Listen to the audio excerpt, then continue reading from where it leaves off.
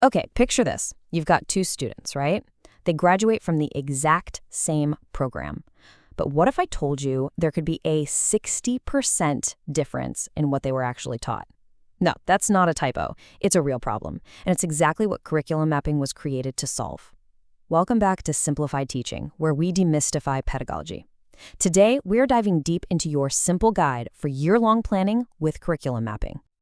So here's how we're going to break this all down. First up, we're going to look at the foundational idea that really kicked this whole thing off.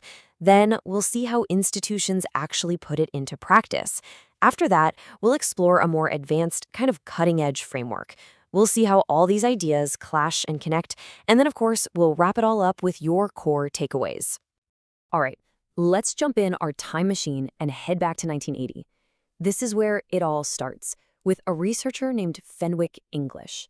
He published this paper that, honestly, pointed out a massive problem in education. This huge gap between what we think is being taught and what's actually going down in the classroom. And the core finding here, for its time, was absolutely revolutionary. See, English wasn't coming in hot, telling teachers what they should be doing. Nope. He basically said, whoa, hold on. Before we do anything else, we just need a tool to describe what's already happening. It was a framework, a big idea. And yeah, it didn't have a ton of hard data behind it, but its impact was massive because it nailed the problem. And he had this amazing, blunt way of putting it. The guide ain't the curriculum. I mean, how great is that? You can have this gorgeous binder-bound curriculum guide, but if it just sits on a shelf, well, it's just paper. The real curriculum, he argued, is what actually happens day in, day out in the classroom. It's the lessons, the conversations, the whole shebang. So what exactly is curriculum mapping then, at least according to English? Well, think of it like this. You're basically an archaeologist or a detective. You're not creating something new. You're reconstructing what was already there. You're piecing together the evidence to figure out two simple but crucial things: what was taught and how much time was spent on it. That's it. It's about getting to the truth of what's happening. And check this out. This is a sample map right from his original paper. It makes the whole idea really concrete. You can see it's tracking stuff like content and skills, but that column for time, that's the secret sauce. This is where English dropped a bombshell with a hypothetical case. Imagine a single school's 5th grade social studies classes. Out of 20 possible topics, get this, only 5 were taught by all the teachers, and 12 topics only taught by one teacher. The end result was that staggering 60% variance we talked about. Just wild. Okay, so this raises a pretty big question, right? English gave us this brilliant idea, the what. But just making a map once isn't going to cut it. So how do you turn this from a cool one-off project into a real sustainable process that an entire department or school can actually use to get better? Well, to answer that, we're going to fast forward almost 40 years to 2019. A study by Kerwin and his colleagues gives us an awesome real-world case study. They looked at a university pharmacy school that figured out how to build a system around this very idea.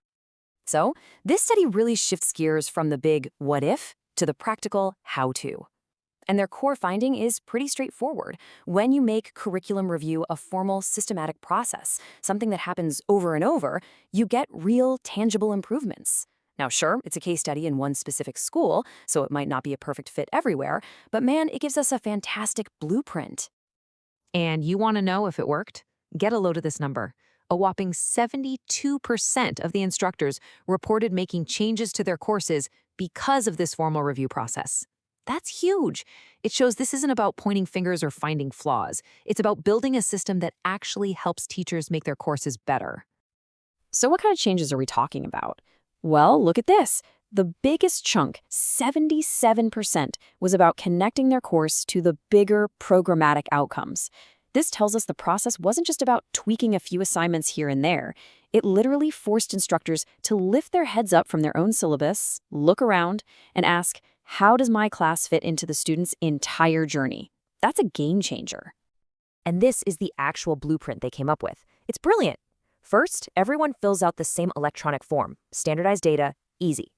Second, one trained person does an initial review. But here's the magic. Step 3. That reviewer sends their suggestions to the instructor before any big committee meeting happens. So instead of a scary public audit, it becomes this quiet, collaborative back and forth. The instructor shows up to the meeting with an already revised course, and the committee just gives it the final stamp of approval. It's all about improvement, not judgment. Okay, so we've got the foundational problem from English and a practical process from Kerwin. But what if the biggest gaps, the biggest problems aren't even inside a single course? What if they're happening in the spaces between them? Well, that brings us to our most recent study, a 2024 paper from Hassel and Joyce, which gives us a really advanced framework for spotting exactly those kinds of issues.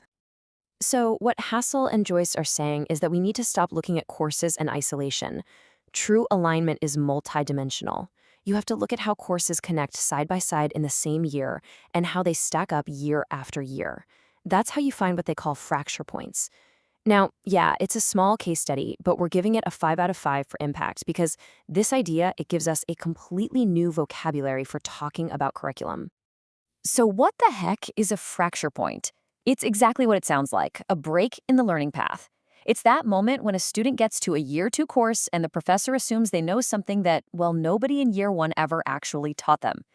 Or maybe it's when 2 courses in the same semester teach the exact same thing but in totally contradictory ways. These are the cracks in the foundation that can make a student's journey feel disjointed and confusing. And to find these fractures, you have to think in 2 directions. First, there's horizontal alignment. That's looking side to side across all the courses in a single year. You're asking, do these courses talk to each other? Are we repeating ourselves too much? Then you have vertical alignment. That's looking up and down the ladder, from one year to the next. Does year 2 actually build on what we did in year 1? When you start thinking this way, you stop being someone who just teaches a class, and you start becoming an architect of the entire program. All right, so we've looked at 3 really different perspectives on this, kind of from different eras. So how do they all fit together? Well, the key thing to realize is that this isn't a story about researchers disagreeing with each other. It's a story of evolution. It's about how one idea builds on the next to give us a much, much fuller picture. Okay, so here's the breakdown. All 3 are on the same page. Mapping is crucial. Where they differ is in their focus, and that's really because of how they studied it. English started us off with the what. What is the real curriculum? Kerwin and his team came in with the how-to. How do we actually implement this in an institution? And then Hassel and Joyce gave us the why. Why does systemic alignment matter so much? You can see the progression, right? It goes from spotting the problem to building a process to fix it to creating a theory to prevent it from happening in the first place. So, after looking at this whole evolution from problem to process to theory, what are the big ideas you should actually walk away with? We've boiled it all down to 3 simple, powerful takeaways. Takeaway number 1, make the invisible visible.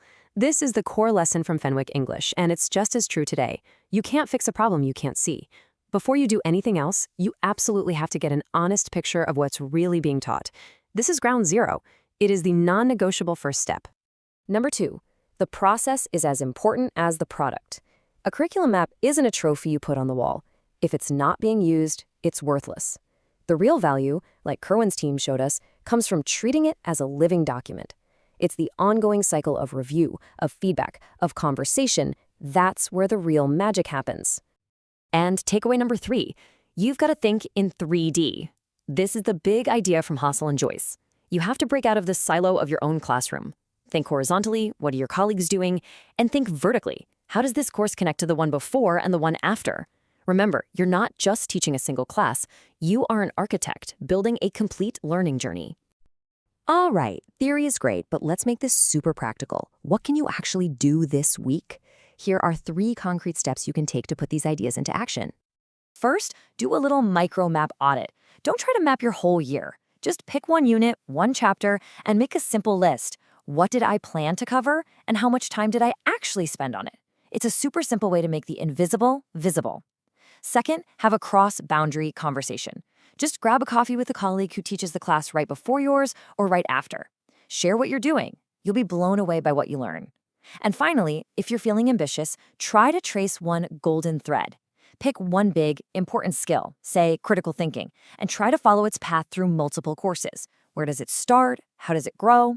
So in the end, what all this research really tells us is that curriculum mapping isn't just some boring paperwork. It's the tool that shifts you from just being a deliverer of content to being an architect of a truly coherent and powerful learning journey. To ensure you keep receiving these research-driven pedagogy breakdowns, simply like this video and hit subscribe to Simplified Teaching right now. The next analysis drops next week. You won't want to miss it. P.S. Want to support our work? Relevant resources and affiliate links are in the description below. See you next week.